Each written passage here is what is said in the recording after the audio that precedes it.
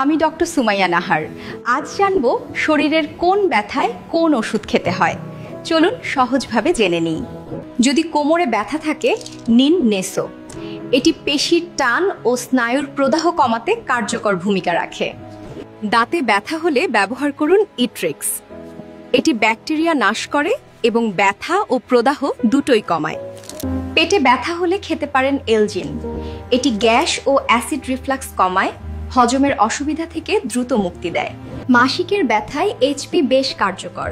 এটি জরায়ুর সংকোচন কমিয়ে ব্যথা প্রশমিত করে ও মানসিক চাপ হ্রাস করে। আঘাতের ব্যথা থাকলে নিন রোলাক। এটি ইনফ্লামেশন কমায় এবং শরীরকে দ্রুত আরাম দেয়। মাথা ব্যথা বা হাঁটুর ব্যথায় নিতে পারেন টাফনিল ও ইন্ডোমেট। এটি পেশি আর স্নায়ুজনিত ব্যথায় উপকারী। এই ওষুধগুলো তোমার যে কোনো সময় কাজে লাগবে, তাই ভিডিওটা নিউজ ফিডে শেয়ার করো, একটা লাইক দাও আর পেজটা ফলো করো।